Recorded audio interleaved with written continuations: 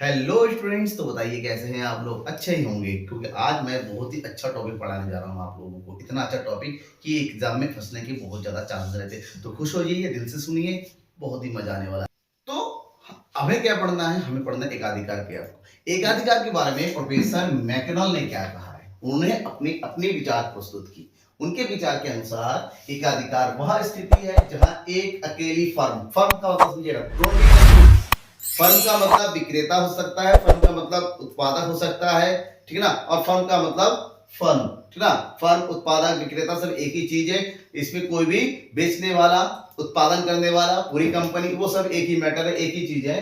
तो एक वस्तु का एकमात्र उत्पादक होती है जिनका कोई स्थानापन्न नहीं होता है। मतलब एक ऐसा बाजार जहां पर एक विक्रेता होता है, एक विक्रेता एक ही वस्तु का क्रय विक्रय करता है, ठीक है ना। और उसका कोई निकटतम, इसका मतलब उस जैसी वस्तु मार्केट में अवेलेबल ही नहीं होती है। फॉर एग्जांपल रेलवे की बात लेते हैं। रेलवे का संचालन कौन करता है? रेलवे से सरकार करती है। और रेलवे जैसी कोई भी दूसरी चीजें मार्केट में अवेलेबल है नहीं। को जो रेलवे का एक दूसरा प्रारूप कोई मार्केट में चलाता है, रेलवे में एकाधिकार है। किसका एकाधिकार है? सरकार का। सरकार उसकी टिकट के दाम, सबके किराया, रेलवे कितनी चलेगी, कहां चलेगी, रेलवे लाइन कैसी, हर एक चीज को सरकार ही क्या करती है? तय करती है। तो इसी को बोलते हैं एकाधिकार बाजार, जहां पर किसी वस्तु से रिलेटेड वस्तु, क्योंकि बाजार जो है ना, बाजार एक वस्तु का होता है।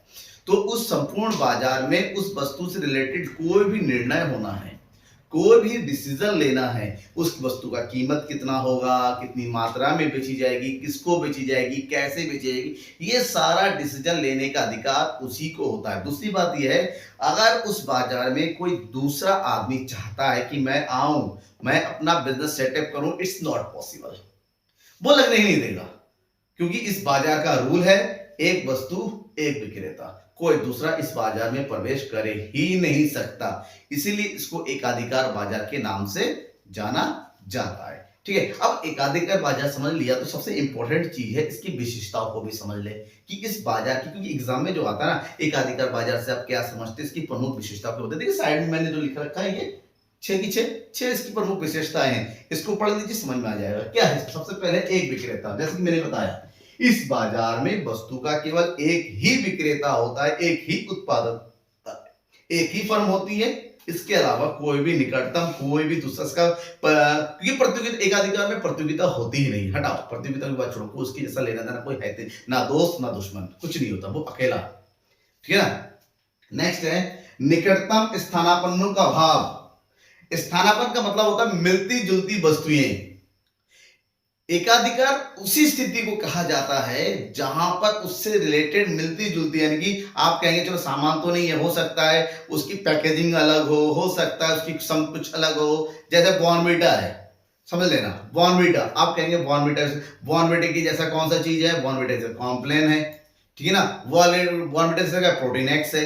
अलग अलग चीजें अवेलेबल है, सेम एक ही चीज है, एक ही काम का होता है, अलग अलग ब्रांड है, तो उसको बोलते हैं स्थानापन्न का होना। लेकिन एकाधिकार में ऐसा कोई स्थानापन्न होता ही नहीं है। नेक्स्ट है एकाधिकारी स्वयं कीमत निर्धारक होता है। इस बाजार की एक सबसे बड़ी विशेषता ये है कि वस्तु की कीमत का निर्धारण उस वस्तु का उत्पादक, उस वस्तु का विक्रेता खुद करता है कि इस वस्तु की इतनी कीमत बेची जाए। नेक्स्ट, इस बाजार में नई फर्मों का प्रवेश पूरी तरीके से प्रतिबंधित होता है। कोई भी नया फर्म आके अपना बिजनेस यहां पर नहीं लगा सकता, क्योंकि जो पुराना खिलाड़ी है मार्केट में वो उसको आने ही नहीं देगा। क्यों? क्योंकि इससे उसकी जो मोनोपोली है वो खत्म हो जाएगी।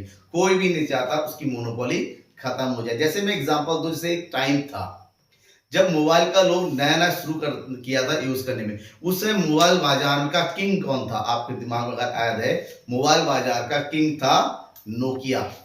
उसने अपनी पूरी मोनोपोली बना ली थी।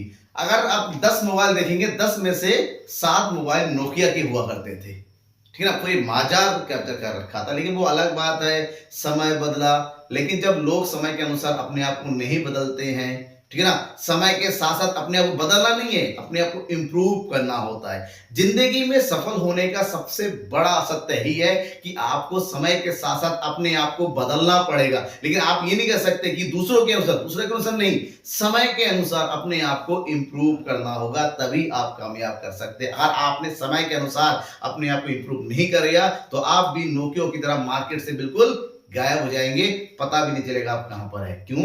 क्योंकि मार्केट में हर एक रोज एक नया खिलाड़ी आता है।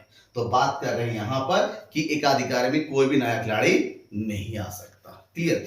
नेक्स्ट है मांग वक्र ऋणात्मक ढाल। यहां पर जो मांग वक्र होता है वो ऋणात्मक ढाल वाला होता है कि ऊपर से नीचे गिरता हुआ होता है। चाहे यहां पर एआर की बात करें, चाहे एमआर की बात करें। क्यों? इस बाजार की एक खासियत है, मैं बताऊं आपको क्या खासियत है। कि मैंने कहा कि वस्तु की कीमत का निर्धारण तो एकाधिकार स्वयं कर सकता है, लेकिन जो खरीदने की जिम्मेदारी किसकी होती है? उपभोक्ता की होती। खरीदना उसको है, क्योंकि उपभोक्ता कभी भी अधिक कीमत पर ज्यादा सामान नहीं कर, वो वस्तु का यूज करना बंद करेगा लेकिन महंगा नहीं खरीदेगा। इसका मतलब एकाधिकारी में अगर ज्यादा माल बेचना है तो कीमतें कम ही रखनी होंगी, तो क्योंकि कम कीमत पर ज्यादा माल बिकेगी। भले कीमत आप तय करो लेकिन आप बहुत ज्यादा बढ़ा नहीं सकते। क्यों? सामने वाला खरीदेगा नहीं फिर। इसीलिए क्योंकि कीमत में और वस्तु की मांग की मात्रा में विपरीत संबंध होने के कारण एकाधिकार में भी मांग वक्र ऋणात्मक ढाल वाला ही होता है। और नेक्स्ट, इस वस्तु में कीमत विभेद की संभावना होती है। अब कीमत विभेद क्या होता है वो समझिए। कीमत विभेद का मतलब होता है कि मान लीजिए वस्तु की कीमत एकाधिकारी ने तय किया है कि एक वस्तु को 50 रुपए में बेचना है। कितने रुपए में बेचना है? 50 रुपए। ये संतुलन कीमत उसने तय कर दिया कि इस वस्तु का। कीमत विभेद का मतलब होता है एक ही वस्तु को जो उसकी निर्धारित कीमत है उसके अलावा अलग अलग कीमत पर अलग अलग व्यक्तियों को बेचना। मान लीजिए 50 रुपए की कीमत है, उसने एक आदमी को 50 रुपए में बेच दिया। चलो ठीक है, 50 रुपए में बेच दिया।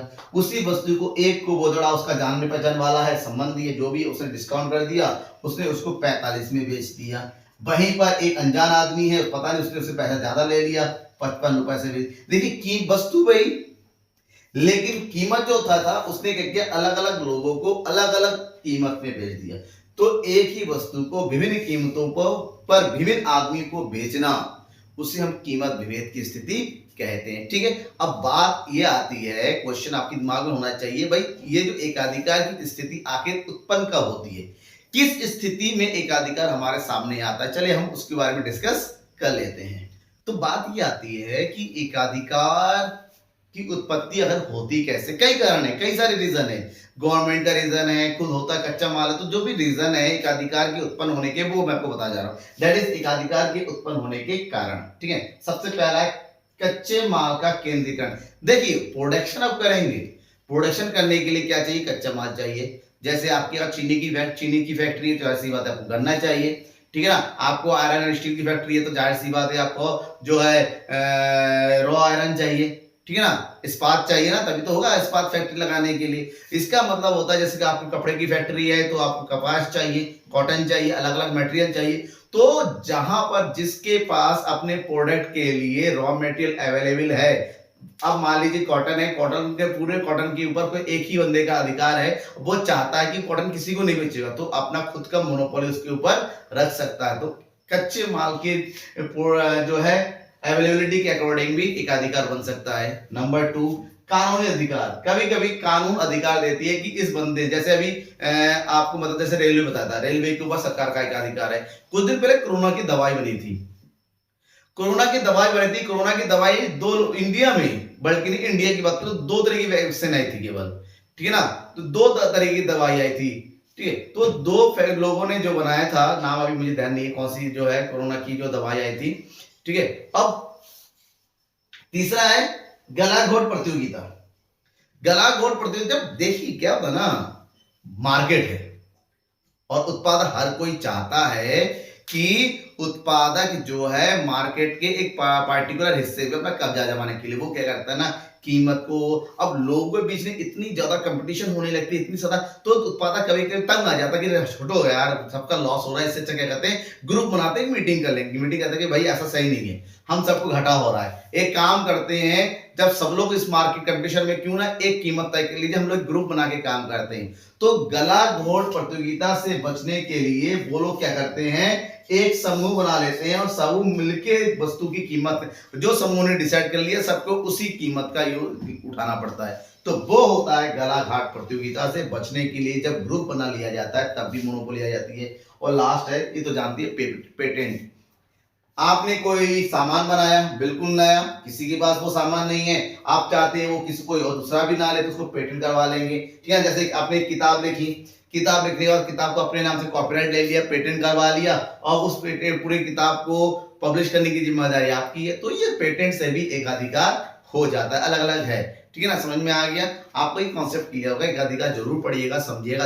अभी भी आपका डाउट है इतना पढ़ने के बाद भी, मेरे इतना अच्छे से एक्सप्लेन करने के बाद भी, वो डाउट मुझे जरूर कमेंट बॉक्स में करके बताइएगा। ठीक है, थैंक यू।